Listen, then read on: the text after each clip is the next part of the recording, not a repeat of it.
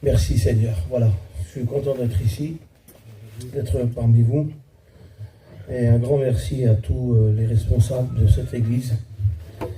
Un bonjour à tous les anciens qui sont ici, je connais très peu de monde, et je vous salue dans le nom du Seigneur, et que le Seigneur puisse prendre en main cette réunion. Et Nicodème a bien fait de dire que ce soir, ce n'est pas un homme que vous venez écouter. Parce que si vous êtes venu écouter un homme, vous pourrez vous repartir. Je vous en supplie. Sortez de ce système, de ces pensées, de mettre les hommes. Dieu donne des ministères, c'est pour l'édification de l'Église. Mais des fois, on en fait un peu trop. On en fait un peu trop, pardonnez-moi. Écoutez, la Bretagne me fait très peur. Je vous le dis, hein. Et je vais vous dire pourquoi. Parce qu'en Bretagne, il y a de grands hommes de Dieu, de grands ministères, de grands prêcheurs. Et moi qui ne le suis pas, j'ai très peur d'être ici. Et je vous en prie, mes frères, soyez avec moi. Et j'ai peur de cette réunion. Mais je ne suis pas devant des juges, je suis devant mes frères. Et je suis devant mes frères. Hein, on est des frères. Et Joseph, quand il a vu ses frères, il a commencé à pleurer. Il dit, je suis Joseph, votre frère. Il méritait la mort, les frères. Ils l'ont trahi, ils ont fait du mal. Ils l'ont jeté dans une citerne, ils ont mis la peine dans le cœur du père pendant 20 ans de temps. Jacob a refusé la consolation tellement il souffrait. Ils ont fait plein de misère, ces frères-là. Ils en ont fait des misères à Joseph. Ils ont fait des misères à leur père, à leur mère. Ils ont mis la tristesse pendant 20 ans. Ça a duré 20 ans avant qu'il retrouve son fils dans un autre pays. Puis quand il les a vus, il n'a pas pu se contenir. Il a dit, je suis Joseph, votre frère. Je suis dans le pays où l'évangile est sorti avec de grands prêcheurs. J'ai très peur de prêcher devant vous, devant les anciens. Mais ce soir, je ne suis pas un ennemi, je suis un frère. Amen. Et je voudrais que vous m'écoutez comme un frère. Je n'ai pas un grand message. J'ai le message de la Bible, il est assez important. La Bible se suffit à elle-même. Je suis pauvre et misérable, beaucoup de peur, beaucoup de crainte, beaucoup de résistance à cette mission. Éviter de filmer, ça me gêne beaucoup. Parce que j'ai l'impression de prendre la place de Dieu, c'est moi qu'on filme. C'est Jésus qu'il faut mettre à l'honneur. C'est lui et rien d'autre. Qui c'est qui a monté ici? C'est qui a monté là? S'il n'aurait pas monté sur cette croix, on ne serait pas ici en train de nous réjouir. Puis nous, on vient, on prêche, sauvé par grâce, ministère de grâce, pardonné par grâce. Si nous sommes ce que nous sommes, c'est par grâce. Si on est derrière un micro, c'est parce que Dieu nous tient. Puis on vient là, on prêche, et on nous file, on dit des noms, il y en a marre de ça. Pardonnez-moi les anciens, sans mépriser personne. C'est avec beaucoup de respect que je suis parmi vous. Mais qui c'est qui doit être mis à l'honneur dans nos églises? C'est Jésus. Qui c'est qui te sort de la misère quand tu pleures, quand tu es dans la réanimation? Plus un pasteur ne peut rentrer. Jésus, il va lui. Jésus, il va lui. Et nous, on élève les hommes, on les élève tellement qu'ils vont tomber. Je ne mérite pas d'être ici. Vous me connaissez peut-être de visage ou de nom, mais vous connaissez mon cœur, vous. Vous connaissez mes fardeaux, mes luttes et mes combats. Vous connaissez mes résistances. Vous connaissez mes trahisons. Parce que des fois, je trahis. Je ne vais pas mâcher mes mots. Mon cœur est en train de me battre à la prédication. Et je dirai ce qu'il y a à dire. Moi, des fois, je trahis Jésus. Moi, des fois, je suis Pierre. Des fois, je suis Judas. Vous le savez, ça? Personne ne le sait. Il n'y a que moi qui le sais. Et puis Jésus, qu'est-ce qu'il fait? Quand je me reprends, je viens vers lui. Seigneur, j'ai trop parlé. Je devais faire le bien, je ne le fais pas. J'ai commis un péché aujourd'hui. La Bible dit que celui qui peut faire le bien, il ne le fait pas, commet un péché. On n'est pas obligé de faire des grandes choses et des choses abominables. Mais chacun d'entre nous, on connaît notre cœur.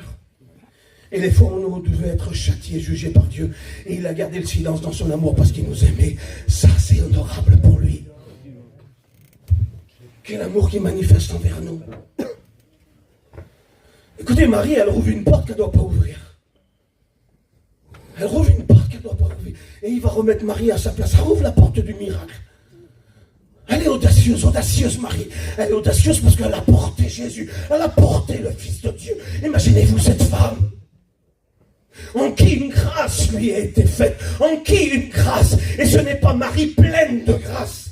Selon certains, c'est Marie en qui une grâce lui a été faite. Et elle a porté Jésus. Nous portons Jésus dans nos cœurs. Qui porte Jésus ce soir? La majorité, écoutez, levez les mains, n'ayez pas honte de l'évangile. Levez les deux mains. Qui porte Jésus ce soir? Écoutez, vous pouvez vous lever ceux qui portent Jésus dans vos cœurs. Écoutez, s'il vous plaît, vous portez Jésus. Est-ce que vous auriez honte de lever les deux mains vers Jésus? On dit, on te porte dans notre cœur. Rassoyez-vous, s'il vous plaît. Nous portons Jésus. Nous le portons dans notre cœur. Il est à nous. Est-ce que cela nous permet d'ouvrir des portes qu'on n'a pas le droit de faire? On n'a pas le droit. Elle rouvre une porte qu'il ne faut pas. Elle rouvre une porte qui appartient qu'à Dieu, qui appartient qu'à Jésus, qui appartient au divin. Et il manque, il y a un miracle qui doit se faire. Il y a un miracle qui doit se faire. Et elle rouvre la porte du miracle. Elle n'a pas le droit, Nicodème. On est tellement faible et fragile. Le miracle appartient à Dieu, dit Amen. Puis elle, comme si qu'elle aurait le droit de commander Jésus en disant le vin manque, il faut faire quelque chose. Et avec un grand respect, il la remet à sa place de femme. Et il lui dit, femme, qu'y a-t-il entre toi et moi? Pas le droit d'ouvrir n'importe quelle porte. Fais attention devant Dieu. Tu sais ce que tu es, reconnais ce que tu es. Et viens avec beaucoup d'humilité devant lui ce soir. Et si tu as un besoin dans ton cœur, si ton cœur souffre, si tu as besoin de Dieu, viens avec humilité. Quand tu viens avec humilité, les miracles se produisent. Quand tu viens avec fierté et que tu montres ce que tu n'es pas, que tu joues ce que tu n'es pas, Dieu déteste l'apparence. Il a en horreur de l'apparence. Il sait quand tu joues, il sait quand tu es vrai. Ça, tracasse-toi pas, il le sait. Et l'évangile que nous prêchons, c'est un évangile, écoutez l'évangile, j'aime la Bible, j'aime Dieu, je l'aime de tout mon cœur, avec toutes mes déceptions dans mon cœur parfois. Mais l'évangile que nous prêchons, elle ne parle pas, cet évangile, elle ne parle pas pour l'extérieur. Elle ne parle pas pour l'apparence. L'évangile, là, la Bible que nous avons, la Bible puissante, le livre de Dieu.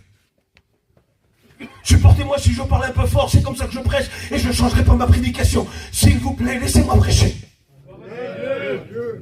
La Bible que je tiens dans mes mains, c'est la révélation même de Dieu. C'est l'inspiration de Dieu. La Bible, c'est Jésus, là, Jésus. La Bible, c'est Dieu, c'est le Saint-Esprit qui parcourt toutes les Écritures du commencement jusqu'à la fin. Et nous avons eu l'enseignement. Nous avons eu l'enseignement qui a été transmis. Et cet enseignement-là a été gravé dans notre cœur par nos anciens. Et nous, avec nos faibles moyens, nous la transmettons et nous essayons de garder le flambeau de l'Évangile. Et la Bible qu'on aime, la parole de Dieu, elle aime Dieu, l'aime quand tu es vrai. C'est quand tu es vrai que tu vas réussir. Puis la parole de Dieu, le message de la parole de Dieu, c'est un message qui ne parle pas pour l'extérieur, il parle pour l'intérieur. La Bible, Dieu, lui, ne parle pas pour ta voiture, pour ton camping, ta maison. Et ce n'est pas le but du message ce soir, pas du tout. Parce qu'il y a un plus grand message, il y a quelque chose de plus sérieux que ça. C'est ce qui se passe à l'intérieur de ton cœur, à l'intérieur de ta vie. Au-delà d'une apparence, d'un nom, d'un titre, d'un nom de famille ou d'une catégorie, ou d'un foulard ou d'une carte. Au-delà de tout ça, Dieu connaît notre cœur. Et lui, quand il vient parler, il parle pour l'intérieur. Il ne parle pas pour l'extérieur, Dieu. Son message à lui n'est pas superficiel, il est profond. Le message de Dieu, c'est un message que quand tu le reçois, il vient jusque dans tes entrailles. La parole de Dieu est tellement puissante, la Bible dit qu'elle est une épée, qu'elle est la vérité, qu'elle est permanente, elle existe toujours. C'est pas un message éphémère et qui s'envole et que demain il n'y est plus. C'est un message qui traverse les temps et qui a béni les familles, les foyers et les peuples entiers. De génération jusqu'en génération, et quand les hommes sont venus vers Dieu avec leur vraie identité, Dieu a toujours répondu. Dieu a toujours parlé. Dieu a toujours dit la vérité. Et quand les hommes sont présentés devant Dieu avec ce qu'ils étaient, écoute, quand tu vas au docteur et que tu as mal de tête, tu ne vas pas être présenté les pieds quand même. Parce que si tu fais ça, ça sera peut-être insensé de ta part. Mais chacun d'entre nous, quand on va au docteur et si on a mal de tête, on va dire au docteur, j'ai mal de tête, il te donnera un remède pour ta tête. Mais imagine-toi, tu te présentes devant le docteur et tu dis, j'ai mal aux pieds. Et alors, c'est à la tête que tu as mal. Ben, lui, il donnera un remède pour ton pied. Puis tu rentreras chez toi avec ton mal de tête. Pourquoi tu ne veux pas dire la vérité? Pourquoi tu ne veux pas dire que tu as mal à l'intérieur de ton cœur? Pourquoi tu joues ce cinéma bidon? Pardonnez-moi de l'expression. Ici, il n'y a pas de belle réunion. Ici, il y a la parole de Dieu qui est ouverte. On ne fait pas de belles réunions. On prêche la parole de Dieu pure. C'est pour briser les œuvres ténébreuses. Pour guérir les cœurs brisés. Pour amener les gens à la raison. Il y en a qui n'ont plus leur raison et qui partent dans la folie. Et ce soir, la parole, là, elle est tellement grande qu'elle est capable de nous rafraîchir à chacun, de nous bénir à chacun, de nous transformer à chacun, d'apporter un renouveau à chacun. Et la parole de Dieu, quand elle parle pour l'intérieur. Et les gens, eux, soignent l'extérieur. Parce que le véritable problème, il n'est pas dans la couleur de ta peau, la couleur de tes cheveux, de tes yeux. Le véritable problème de ta vie, il est dans ton cœur. Ta véritable souffrance, oui, en sort de tout, c'est dans ton cœur. Et Dieu, quand il parle au cœur. Il parle à l'âme. Et puis vous savez, il y en a qui essayent de soigner l'extérieur. Mais si tu soignes l'extérieur, pardonne-moi, tu vas couler. Si Noé n'aurait pas fait avec exactitude ce que Dieu lui a demandé, il aurait coulé avec ses 8 personnes de sa famille. Dieu a dit, avant de soigner l'extérieur, avant d'enduire l'arche de poids à l'extérieur, il dit, tu l'enduis à l'intérieur avant. Parce que si tu enduis l'extérieur, tôt ou tard, tu vas couler. Il n'y aura pas d'adhérence, il n'y aura pas de, comment on dit, de protection. Il n'y aura pas d'étanchéité, c'est ça le mot. Tu vas paraître pour ce que tu n'es pas. Tu vas faire passer aux autres ce que tu n'es pas. Mais Dieu a vu. Et quand le message de Dieu, il arrive, c'est pour enduire l'intérieur. Il y en a qui s'enduisent avec des autos, mettez ce que vous voulez. Je ne parlerai pas du matériel et c'est jamais mon message. On n'est pas ici pour faire de la morale. Quand tu as Dieu dans ton cœur, tu sais ce que tu as à faire. On n'a pas besoin de dire, habille-toi comme ça, mets ta voiture comme ça, jette-toi ça, fais plus ça. C'est ceux qui ne sont pas Dieu, ça. Quand tu as Dieu, le Saint-Esprit, il sait parler mieux qu'un pasteur. Quand tu as Dieu, tu sais qu'il ne faut pas mettre tel habit. Quand tu as Dieu, tu sais qu'il ne faut pas acheter tel auto. Et quand tu n'as pas Dieu, tu cloches des 2 pieds. Alors tu fais un peu ce que tu veux, mais il est temps de revenir à Dieu. C'est pas une condamnation, un jugement, parce que je l'ai fait aussi, moi, parfois. Je l'ai fait aussi, parfois. Ce soir, Dieu veut parler à notre cœur. Il veut briser toutes les structures. Il veut nous apporter le miracle. Il veut nous bénir profondément. Qui veut être béni? Il y a des grands besoins chez nous, mon bon Nicodème. Et puis il y a des grands points d'interrogation. C'est pourquoi ça ne marche pas, parce qu'on est falche. Ah là là, je prêcherai. Peut-être que je ne viendrai plus à Rennes, c'est la première fois que je viens, et ça sera peut-être la dernière fois. Mais si ce message pourrait briser en toi toutes les apparences. Tu souffres à l'intérieur de la maison. Et pourquoi tu es falche? Le message, il change, mon bon Nicodème d'amour. Je suis content que tu es là, tu m'encourages à fond. Parce qu'il y a à peu près toi que je connais bien et que je t'aime beaucoup. Les autres aussi, je les aime, mais lui, je le connais plus. Et le fait que tu étais là, on m'a dit que tu n'étais pas là, j'étais à bout. Je suis content de te voir. En plus, j'ai beaucoup prié pour toi et c'est vrai, c'est pas faux, c'est pas falche. Je suis content de te voir. Mais le message est en train de changer, on dirait qu'il y a des falches ce soir.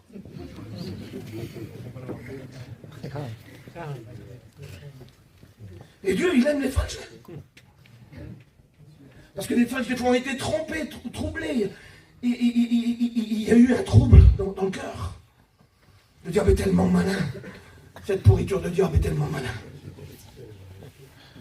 Il est tellement futile.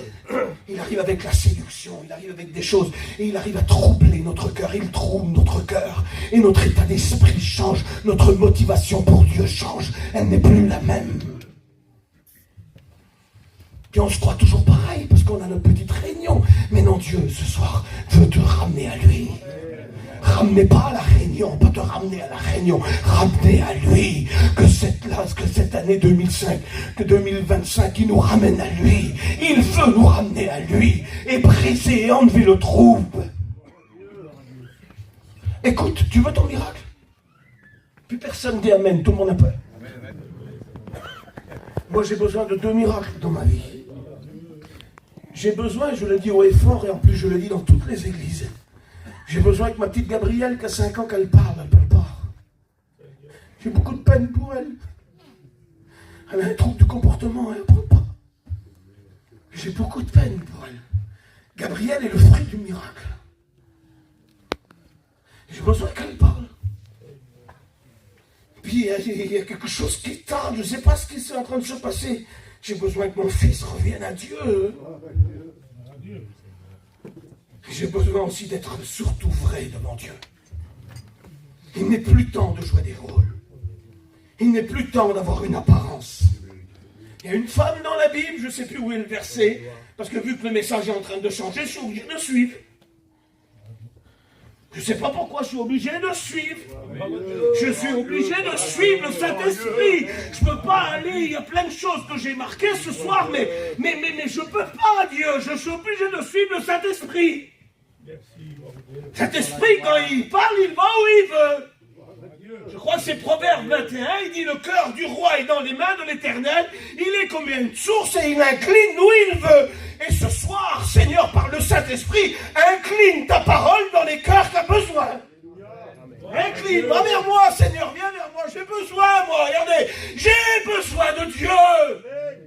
Alors incline ta parole envers moi et fais couler ton torrent d'eau, rafraîchis ma vie. Amen. J'ai besoin de toi, Jésus. Écoutez, une maman elle a un cœur. Il n'y a rien de plus fort que l'amour d'une mère quand même. Tu es d'accord avec moi? Ou je parle chinois? Il n'y a rien de plus fort que l'amour d'une mère. Il y a une mère qui souffre dans la Bible. Elle souffre le martyre parce que sa fille qu'elle aime, elle est possédée du démon. Tu ne peux pas faire plus pire. Tu ne peux pas faire plus pire. Elle brise tout, elle casse tout. Elle se manifeste. Vous avez déjà vu des manifestations sataniques. Ça fait peur. On a eu affaire à ça et on en a vu. Ça fait très peur. Et elle vit au quotidien des manifestations sataniques dans sa maison. Sa fille qu'elle aime, elle est possédée par le démon. Elle apprend que Jésus est là. Alors elle apprend que la solution est là. Elle court vers Jésus. Mais elle est falche. La prière 2025 est le but de toute l'Église entière. Mais par contre, il ne faut pas être falche quand tu pries. Parce que tu ne verras pas Dieu agir. Il faut dire qui tu es avant de lui demander. Hein, d'accord? Avant de venir vers ta fille, tu te présentes devant le roi des rois. Tu n'es pas devant le boucher ou le maire du quartier. Hein. Tu comprends? Et quand tu viens pour lui demander, dis-lui qui tu es, parce qu'il le sait à l'avance. Ne viens pas avec des grandes éloges. Je te loue, Père du ciel et de la terre. Et alors que ton cœur n'est pas clair devant Dieu, ta prière ne sera pas exaucée. Tu perds du temps. Elle vient, elle souffle le martyr. Elle apprend que Jésus, elle a écouté que Jésus, il guérit les malades, il ressuscite les morts, il rend où personne ne peut rentrer, il marche sur l'eau. Elle a écouté que Jésus chasse les démons. Elle a peut-être écouté qu'un jour il a traversé le lac et il y avait un homme qui possédait 6000 démons en lui et que quand Jésus est venu, il l'a libéré, il lui a redonné du sens à sa vie et il a fait de lui un des plus grands évangélistes de la Décapole. Alors elle a dû écouter ça. Et comme elle souffre intérieurement parce que le diable est au contrôle de sa maison et qu'elle n'en peut plus. Elle en a marre de souffrir. Alors qu'est-ce qu'elle fait? Elle apprend que Jésus arrive et elle va vers Jésus. Comme ce soir tu es ici dans l'église là, puis tu es venu pas écouter un homme, surtout pas enlève ça de ta tête, mais tu es venu écouter Dieu pour savoir s'il va y avoir un mot de Dieu pour toi. Peut-être que tu as demandé depuis des jours, tu as préparé ton cœur à cette mission, parce que tu attends un miracle, tu attends que Dieu agisse, tu attends que Dieu vienne libérer. Puis elle vient. Et puis elle vient. L'évangile de Marc nous précise que c'est une grecque, qu'elle n'est pas juive. Et puis elle est falche dans son cœur. Et puis elle dit, fils de David, aie pitié de moi, ma fille est tourmentée par le démon. J'arrive pas à comprendre Jésus, qu'est-ce qu'il est en train de faire. Les disciples crient sur elle aussi, voilà, elle crie derrière nous. Imaginez-vous un petit peu la souffrance de cette femme. Et la Bible dit que Jésus s'en va sans dire un mot. Combien de fois ça t'est arrivé où tu as dit, Seigneur, je souffre, mon fils, et tourmenté par cette drogue, tourmenté par cet alcool, tu vois les liens qu'il y a à la maison chez moi, tu vois le diable est en train de détruire mon foyer, il est en train de marcher dans mon foyer, je n'ai plus la force de rien. Et toi tu te présentes devant Dieu parce que tu sais qu'il a une solution, mais comment tu es devant Dieu? Quel est ton état de cœur? Elle fait une prière qu'elle ne doit pas faire. Elle ose prier à la manière des Juifs, alors qu'elle ne l'est pas, les Grecs. Pourquoi elle fait ça? Elle a voulu impressionner Jésus. On n'impressionne pas Jésus. Il te connaît du pied jusqu'à la tête. Il sait ce que tu as dit tout à l'heure, ce que tu as fait. Même ce que tu n'as pas dit, il le sait. La parole n'est pas sous la langue que déjà il la connaît. De loin, il pénètre tes pensées. Psaume 139. Tu sais quand je m'assieds, quand je me lève. Il dit, si je monte au ciel, tu y es. Si je descends en enfer, tu y es. Si je descends dans l'abîme, tu y es. Si je prends les ailes de l'aurore pour aller habiter aux extrémités de la terre, tu es déjà là-bas. Pourquoi tu vas jouer quelque chose devant lui? Tu attends un miracle. Tu attends que Dieu agisse.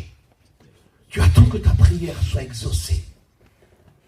Mais quelle est la formulation de ta prière? Comment tu viens devant Dieu? Est-ce que tu veux prendre la prière de ta copine qui t'impressionne dans l'église? Est-ce que tu veux prier comme le pasteur? Est-ce que tu veux te faire montrer que tu es spirituel? Tu n'es pas spirituel. Tu mélanges tout. Et tu veux obtenir en claquant des doigts avec tout le mélange qu'il y a dans ton cœur. Dieu est en train de remettre les pendules à l'heure, mais non pas pour nous faire mal, pour nous réaliser que nous avons besoin de s'approcher de lui et que la vérité soit au fond de notre cœur. Et quand il y a quelque chose qui ne va pas, sache lui dire. Ne sache pas montrer autre chose que ce que tu es. Elle dit, pitié de moi, fils de David, quelle belle prière. Mais malheureusement, elle ne correspond pas avec son état d'esprit, avec sa vie, avec comment elle a été élevée, avec sa nationalité. Elle prend la prière des Juifs qu'à les Grecs, et Jésus avance. Et il ne dit pas un mot. Et dans le silence de Jésus, il est en train de fouiller dans son cœur. Il est en train de creuser dans son cœur. Et vu que le problème est très grand à la maison, alors il faut que le masque de l'apparence tombe de cette femme. Et quand elle comprend le silence de Jésus, parce que parfois il y a un silence pour nous remettre en question. Et nous, au lieu de nous remettre en question, alors on crie sur Dieu. Mais quel culot on a! Le silence de Dieu, c'est pour t'examiner à toi. Pour aller dans les profondeurs de ton cœur, pour aller fouiller ce qui ne va pas, pour lui dire. Et il marche, et il continue sa marche, parce que quand les hommes et les femmes sont pas vrais devant Dieu, Jésus continue sa marche. Et elle comprend dans le silence de Jésus qu'elle a fait une erreur, qu'elle a fait une fausse prière. Et vous savez ce qu'elle fait? Elle se jette aux pieds de Jésus. Et Jésus va lui dire, écoute, il va révéler qui elle est. Il dit, il n'est pas bon de prendre les pains et les jeter aux chiens. Et elle a dit, vous savez, maître, les petits chiens, ils mangent les miettes qui tombent de la table. Là, en voulant dire, j'ai fait une erreur. Je me suis fait passer pour une juive, mais je ne suis pas juif, je suis qu'un petit chien. Parce que dans la Bible, ceux qui n'étaient pas juifs étaient appelés les chiens. Et elle se reconnaît comme un petit chien, et qu'elle a besoin des miettes de Jésus. Et quand elle reconnaît qui elle est, et comment elle est, et sa vraie identité, en 1 heure seulement, sa fille est délivrée.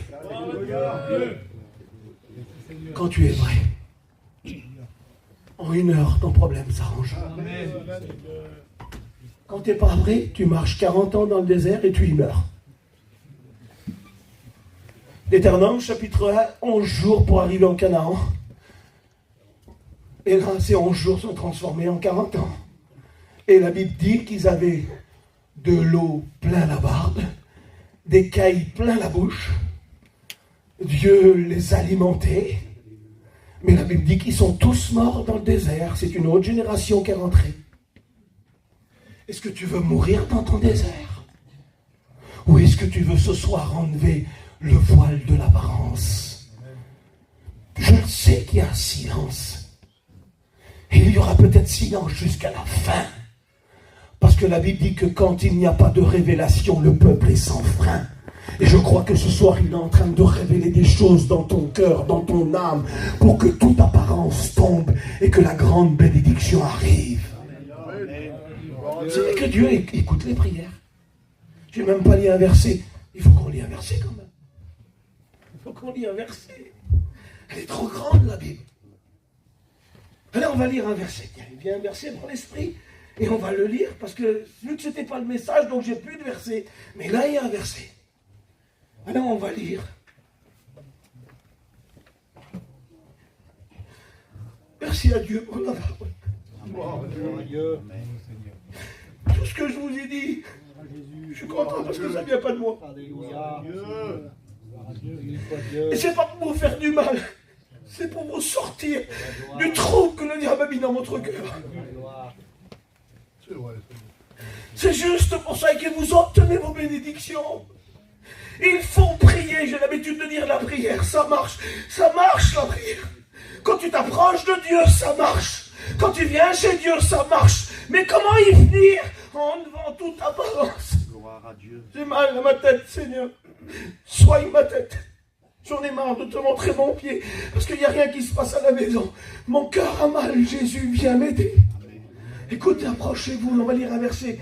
On va lire un très beau verset de la Bible. On va lire un très beau verset. On va lire Hébreux 4, verset 16. Hébreux 4, verset 16. Approchons-nous donc avec assurance du trône de la grâce, afin d'obtenir miséricorde et de trouver grâce pour être secouru dans tous nos besoins. J'ai besoin que ma petite elle parle. J'ai besoin que... Pour ça, elle dit toujours, elle va parler d'un seul coup, Donald. Mais j'attends. Là, on part en Belgique pour une semaine, pour une thérapie. Ça fait déjà 3 fois qu'on y va. On fait tout ce qu'il y a à faire, comme il a dit Nicodème, il faut être équilibré, et on l'est. Mais la priorité de mon équilibre, c'est Jésus. Amen. Je suivrai un traitement, des orthophonistes et tout ce qu'il faut. Ma fille fait assez bien, elle soigne très bien sa petite. Mais la priorité, c'est Jésus. Et dans cette période où Dieu garde le silence, je veux m'interroger moi-même. Je veux rentrer à moi-même. Je veux me placer devant Dieu. Parce que dans un désert, il n'y a plus rien qui nous intéresse. Dans un désert, on ne demande que de l'eau. C'est la survie, le désert. Et parfois, nous arrivons au désert pour nous examiner à nous-mêmes. Et ce soir, Jésus nous dit, approchons-nous avec assurance du trône de la grâce, afin d'obtenir miséricorde et de trouver grâce dans tous nos besoins. Parce que Dieu répond aux prières. Écoutez. Je ne vais pas prêcher longtemps, je vais arrêter, ça fait peut-être trop longtemps que je prêche. Mais Dieu écoute les prières. Vous le croyez ça? Je vais fermer la Bible. J'ai lu le verset. J'ai honoré la parole de Dieu. J'ai honoré la Bible. Et ce que je vous ai dit auparavant, je vous promets que c'est vrai. Que c'est vraiment le Saint-Esprit qui m'a poussé à vous dire ça. C'est pas pour vous écraser, c'est pas pour vous faire du mal, parce que Jésus ne fait pas du mal. Jésus il nous montre l'état où on est, et il te dit, si tu veux obtenir ton miracle, enlève cette petite chose qui me dérange. Essaye d'enlever tout ce qui n'est pas la gloire de Dieu dans ton cœur. Essaye d'être vrai. Ne joue pas à la grande prieuse, ne joue pas au grand prieur. Mais sois simple devant Dieu. Dis-lui ce qui ne va pas, il y a plus grand que ça, tu sais. Il y a l'enfant qui souffre à la maison, il y a la maladie qui ravage, il y a la drogue qui détruit. Il y a des foyers divisés qui sont brisés, il y a des scandales qui explosent. Il y a plus grand que ton apparence, arrête avec. Le besoin est beaucoup plus grand que ton apparence quand même. C'est toi qui pleures. C'est toi qui souffres. Jésus écoute les prières, il les écoute les prières. Après Apocalypse chapitre 5, nos prières sont dans des coupes d'or et ils parfument le trône de Dieu. Écoute, Ésaïe chapitre 6, il y a là ici des séraphins, je crois. Ouais, séraphins, non, chérubins. Je ne sais plus. Une catégorie d'anges, je crois que c'est les séraphins. Aidez-moi les frères, c'est séraphins. Séraphins, c'est ça. Et tu les trouves que ici dans la Bible, tu les trouves qu'une fois. Une fois. C'est des séraphins et ils sont autour du trône de Dieu. Ils ont 6 ailes. 2 pour voler, 2 pour secourir la face et les pieds. Et ils crient jour et nuit, Saint, Saint, Saint est l'Éternel. La terre est remplie de toute sa gloire. Et ils ont un autre nom aussi, on les appelle les embrasés. Ils prennent feu de la présence de Dieu. On les appelle aussi les embrasés, tellement ils sont près du trône de Dieu. Il n'y a que cette race d'anges-là qui est dans la Bible, on les trouve une fois. Et tellement ils sont près du trône de Dieu, on les appelle les embrasés, les brûlants. Ils prennent feu de la présence de Dieu. Mais par contre, ils n'ont pas la fonction que l'Église a. Apocalypse chapitre 5, verset 8. L'Église, elle parfume le trône de Dieu. Parce que nos prières sont dans des coupes d'or et ils sont remplis de parfums et ils parfument le trône de Dieu. Tes prières, ma prière, ne sont pas jetées au panier. Dieu ne jette pas les prières. Vous croyez qu'il va jeter toutes les prières d'une maman, toute une vie pour son fils, qu'il va les jeter au panier? Ça, c'est pas Dieu. C'est pas le Dieu que je connais. C'est pas le Dieu qu'on m'a enseigné. C'est pas le Dieu qu'on prêche dans notre mission. C'est pas ce Dieu-là. Il y a une rémunération à tes prières. Écoute, le parfum, ça coûte cher. Ça coûte cher, le parfum. Et quand tu as parfumé le trône de Dieu pendant 40 ans, il faut qu'il te paye. Il est obligé, mon Nicodème. Le parfum, c'est très cher. De l'extrait pur de parfum. Parce que nos prières ont été rachetées. Nous avons été rachetés par le sang précieux de Christ. Et aujourd'hui, on est un sacerdoce royal, une race élue, un royaume de sacrificateurs. Et nos prières sont chères. Ils sont coûtés cher pour mettre dans des coupes d'or et parfumer le trône de Dieu. Alors tu as parfumé pendant 20 ans, et lui, il va prendre ta prière et la jeter au panier. Non! Il n'y a que l'Église qui parfume le trône de Dieu. Et je sais une chose, c'est que mon Dieu, quand il promet quelque chose, à la fin, il paye. Dieu écoute les prières. Écoutez, je terminerai avec ce témoignage. Il y a quelques mois en arrière, on a été appelé pour partir dans un séminaire. J'avais très peur de ce séminaire. Là, j'ai plus peur parce que je sens que j'ai affaire à mes frères. Et pas à des juges. Merci pour votre attitude, les frères. Je sens que vous êtes avec moi. Ça me fait beaucoup de bien dans mon cœur. Il y a beaucoup d'anciens ici, beaucoup de jeunes aussi peut-être dans le service comme moi. Mais je sens que vous êtes là, ça me fait du bien. Je vois vos visages, ça m'encourage, c'est vrai. Et on m'a appelé pour faire en Espagne, imaginez-vous, en Espagne. Dans le Gros Donald, en Espagne, pour un séminaire pastoral. Oh là là, quand on m'a dit ça, j'ai manqué de mourir. Puis j'ai été avec beaucoup de faiblesse dans ce séminaire pastoral.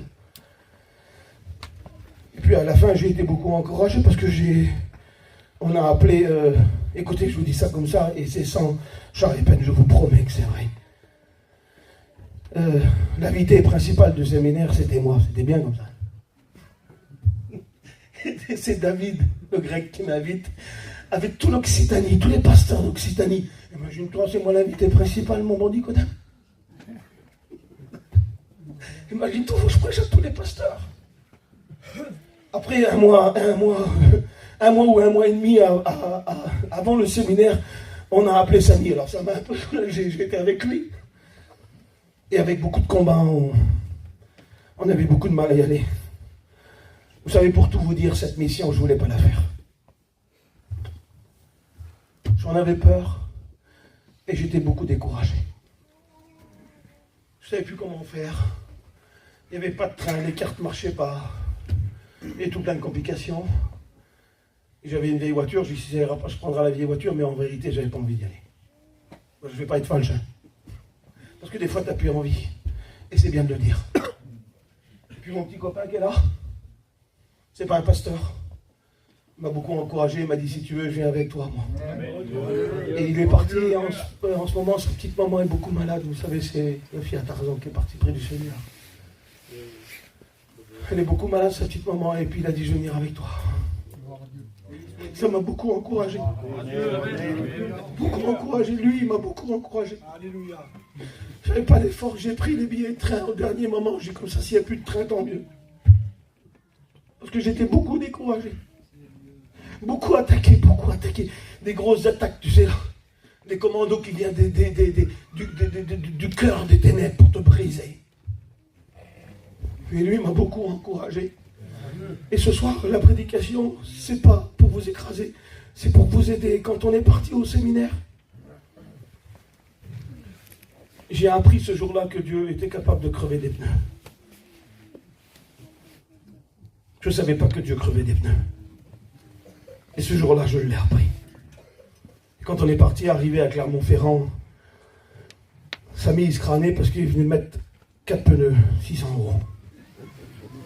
€. Et il a dit sur moi, t'as vu les pneus, mon frère, comment roule l'auto. Et avec moi, Samy et Vaval aussi, un autre serviteur de Dieu. J'ai pris le volant et j'ai roulé. C'était à mon tour de conduire. Et arrivé à Clermont-Ferrand, il a dit, t'as vu mon frère l'auto, comment roule. Maman, j'ai dit, l'auto que t'as mon frère. Pas bonne hein, pour faire la route, je suis roulé. Il y a les pneus, tu vois pas comment roule, t'écoutes rien. Et à un moment donné, j'ai dit, mon frère, t'as un pneu qui est crevé. Parce que le volant, il a fait ça. Et j'ai senti que l'auto a tiré. Mais non, mon frère, il dit, j'ai payé 600 € les pneus. Et je dis, passe ton grand corps par le carreau, il regarde le pneu, il est crevé. Il a ouvert le carreau et puis il a passé son corps dehors. Il a dit, mon pneu est crevé. Alors on s'est arrêté sur la bande d'arrêt d'urgence et à 1, 2, 3, on avait changé le pneu. Et puis on a mis la galette, mais on avait 600 km à faire encore. Puis on est sorti pour trouver un garage pour changer le pneu, réparer le pneu. Quand on les changeait, il fallait retourner sur Clermont-Ferrand, 20 km en arrière. Et puis Samy, il dit, montez en haut là. Et puis l'autre, il dit, j'ai regardé, il n'y a rien là, il n'y a pas de garage, il faut retourner en arrière. Ben je dis, montons quand même, on verra bien. Et quand on est monté en haut, parce que écoute, quand tu es vrai et que tu souffres, Dieu le voit. Hein. Quand tu es falche, il le voit aussi, mais il va enlever ta fausseté qui est en toi pour te bénir. Et bien pardonnez-moi, d'aujourd'hui, j'ai que ce mot-là, hein, de dire toujours falche. Mais des fois, on vient devant Dieu avec un autre visage. Et puis quand on sort, il y a une pompe d'essence, et quand on arrive à la pompe d'essence, il y a un petit garçon qui est en train de pleurer. Et nous, on voit que c'est un garçon de chez nous. Et il pleure, et Vaval, il dit, regarde, c'est un garçon. Et là, tout de suite, je comprends que Dieu a crevé le pneu. Mais tout de suite, ça fait un déclic. Samy, on n'était pas arrêté encore. Il a sauté en bas de l'auto. Et il a couru vers le garçon. Il était dans sa voiture avec sa femme. Ses 2 petits-enfants derrière. Et il pleurait. Qu'est-ce que t'as, mon garçon? Il dit, qu'est-ce que t'as? Il dit, je viens de me prendre mon camion. L'électricité, ils ont pris mon camion. J'ai été testé positif du cannabis. Je dois passer au tribunal. J'ai 2 ans de prison à faire. Et là, il faut que je vais chez moi prendre des armes parce qu'on a parlé sur moi. Et il faut que je tire sur les gens. Mais nous, ce qu'on ne savait pas, c'est que le petit garçon en question, c'était le fils d'un pasteur et il était rétrograde depuis 4 ans. C'est pour ça que Dieu avait crevé la pneu, parce qu'il avait écouté une prière. Et on a commencé à prier pour lui. Là-bas, j'ai venu à fermer la pompe d'essence, on est resté dessus. Et on a commencé à prier. On a changé des veuves ténébreuses. Et d'un seul coup, le Saint-Esprit est revenu sur lui. Il a demandé pardon à Dieu. Et il se transformait. Plus on regardait sur lui, plus il se transformait. Le poids, les fardeaux, l'angoisse, tout la drogue partait de lui. Son visage se transformait devant nous. Sa femme, qui était aussi rétrograde, est revenue à Dieu, baptisée du Saint-Esprit aussi dans la voiture. Amen. Et il dit, maintenant suivez-moi. Il dit, je vais vous emmener au garage. On l'a suivi, Samy est monté avec lui et on l'a suivi jusqu'au petit garage qu'il connaissait. Il dit, restez ici. Il dit, je vais au magasin et je reviens. Et puis on a parlé avec sa femme et elle a dit, vous savez quoi? Elle a dit, il y a quelques jours en arrière, on a beaucoup de souffrance.